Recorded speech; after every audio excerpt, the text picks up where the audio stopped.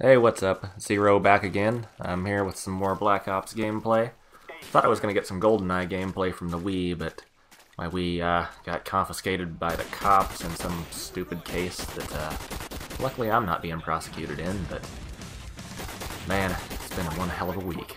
Probably one of the worst weeks of my life, but at least I got video games, so hey, that keeps me going.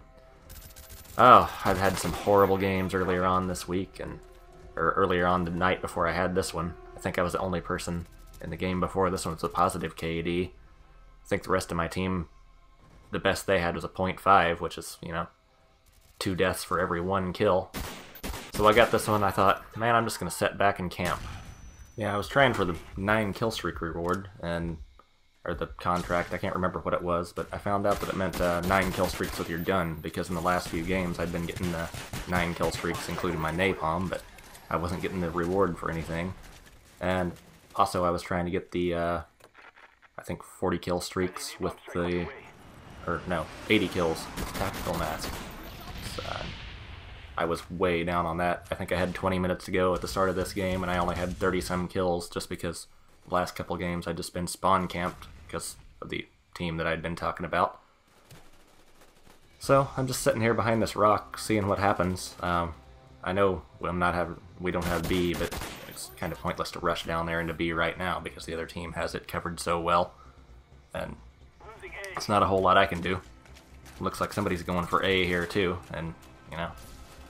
So I have to break my camp and start going after it, and fail with that grenade there, big time. And I don't know, but eventually I end up playing the objective in this game a little bit, and you know, really going after flags. You can see my lovely connection. When I was playing, I was right on him with the red dot the entire time, but I screwed up the recording. I've been recording through iTV on a Mac, and it lets you record from the live TV buffer. You don't have to actually record when you're playing. So you can go back in time, kind of like a DVR, and rewind and record from there. But I started it a little bit later than I wanted, and stopped the recording, and it screwed my TV buffer up to only a couple seconds, so then I had to play this back from the theater.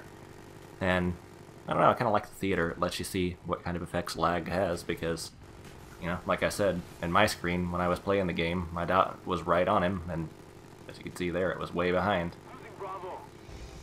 So I think my one competent teammate has his chopper gunner up right now, and so he's just taking care of things while I'm standing back here trying to get mine.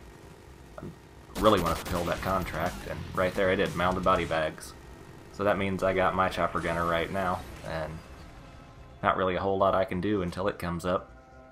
I'm just going to kind of try to stay alive and run back over here in the corner and throw it up, and of course I'm going to fail with it pretty badly because I was lagging, and I don't know, once again on my screen I was right on him with the red dot, but I just wasn't hitting shit, and I got shot down pretty fast anyway. I don't know. I should probably stop using chopper gunner. It's not that great of a team kill perk, or team kill streak. I like doing things to support the team. I usually use UAV. Napalm is a great area denial. And then, I don't know, I figure if I get to 9 kills, I deserve a little reward for me. But earlier tonight I switched it out, and I've been using the SR-71.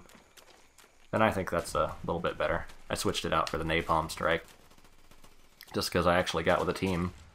I was playing online, and somebody saw my clan tag from Huppet Gaming, and it turns out they were a whole group of people, so we had a full party there for a minute. That was my first time playing in a full party since probably Call of Duty 4. That was a completely different experience. I never realized, or I forgot about when you play with a full party, pretty much everyone backs out until you get up against another full party. And I actually got to play against some good players with a good team, so it was an adventure. That guy totally should have had me there. You know what, I just picked up his gun and totally raped him with it. That was pretty funny. Or, I guess it wasn't his gun, but I don't know. I laughed pretty hard at that moment, because I usually don't get lucky on things like that. Kind of starting to get a little mad at my team at this point, because we just can't seem to hold flags, and enemy seems to be coming from everywhere, no matter what. Well, actually, I don't even remember what was going on with this game, and I don't even feel like talking about the game, really. I don't know. I'm not sure what people want to hear in commentaries these days. I hear all sorts of things on YouTube, other commentators talking about what they talk about and what they get in their comments, what people want to hear. Some people like hearing the life stories, some people like tips and tricks, some people strictly want to hear about gameplay. I guess there's different fans of different things, and I don't know, I'm just working on getting fans at this point. I'm not sure what's going on. So this right here, I can't figure out what's going, because I have a teammate standing right back there, ducking. I don't think he's dead. I don't think he's away from his keyboard. There he died, and I got stuck from behind trying to rob the crate. Of course, the whole team spawned behind me, but I got a napalm strike, so I'm just going to drop it right on them. Anyway, back to what I was talking about now. I don't know. I'm still just trying to build up a fan base and trying to get some good clips out there. I don't even really know where to start promoting yet, but I figure it's not time for that. I just kind of have fun sitting here, talking to the computer, putting my thoughts down on things. Of course, you know, my mind kind of goes blank when I get here too, so... I have a lot of... I should do live commentaries. I could just rage and complain and act like a total douchebag. Could be funny. Could be entertaining at least. So yeah, if anybody actually watches this, you know, feel free to leave a comment. Tell me what you want to hear me talk about. I could talk about my life. I could talk about the gameplay. Talk about what's going through my head and rant and rave about things. I've got a lot of strong opinions on things. I can talk about politics, which, I don't know, that's a way to make a lot of people for and against you at the same time. I don't know. I used to live a really heavy partying lifestyle, stuff like that. Got stories from that. I also have stories of just, you know, weird things like college and education. I don't know, I can pretty much talk about anything, but just getting the inspiration is the hard part. But, I don't know, give me a topic and I can talk about it. But I guess for now I have to think up the topic myself, so... I don't know. I think I'll talk about GoldenEye since I was going to post up some gameplay from that on the Wii. To me, that is just, you know, where it all started with first-person shooter games, especially multiplayer. Back before the days of online multiplayer, at least on consoles. I was obsessed with GoldenEye. Every family get-together, I'd play it with my family. I had twin cousins, and though both of their husbands loved to play GoldenEye, and then their little brother, who was my cousin, also loved to play with me as well. So we'd just sit around at Thanksgiving and Christmas and just play GoldenEye for hours on end. Then when I went away to college, that was a great way to meet people in the dorms.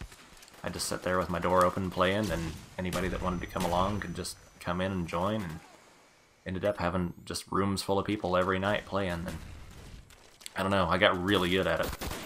And I ended up being, I think there was 2 people on campus that I ever lost to. And one graduated and moved away before I ever got a chance for a rematch, and the other guy, the last time I played him, I beat him 4 out of 5 games, so I was pretty proud of myself. And then, you know, I thought, if I could ever make a living playing video games, I'd sure like to do that. Then after college, I kind of got away from it and kind of, you know, got into the whole partying lifestyle a little too much, and got away from video games for quite a few years until I was actually back in my hometown hanging out with my family again. My grandfather had just passed away, and I was back at the same house that I'd played all the GoldenEye in and everything, and one of my cousin's husband had brought his Nintendo 64. What am I talking about? Not Nintendo 64, I'm still thinking about GoldenEye. He'd brought his Xbox 360, and he was playing Call of Duty 4 there, and I ended up playing with them there, and I got hooked on it, and I just, as soon as I got back here to my house, I went out and bought me a copy and started playing that. And I was surprised at how far downhill my skills had gone for not playing for a few years. And it took me probably a good year before I could ever even play a game with a positive KD. And then Modern Warfare 2 came out, and I got a little bit better, started watching commentators, all sorts of things like that. And that's really what helped me, was watching the commentators, listening to their tips and tricks, and learning how to move around the map, and it all just came down to map knowledge and familiarity with it. And that's when I started really getting a lot better games, is when I got familiar with the maps. And it also reminded me back of the GoldenEye days. The only reason I was ever so good at GoldenEye is because I knew the maps better than everyone else. I knew where the spawn points were, and in those days, it spawned in order, so if you spawned at one spot one time, you'd spawn at another one the next time, so if you knew the spawns, you could kill somebody and then instantly go just to where they were going to spawn and kill them again. Just go around in a circle all day. So, I don't know, it just helped me learn a lot about how map knowledge affects gameplay. I think that's probably the most important key. So as you can see, we lost, but, you know, I think in a game where I set out to just sit around and camp for most of the game, I actually did a lot better than I expected in playing the objectives. Even though I didn't get any captures, I got a lot of kills and more defense.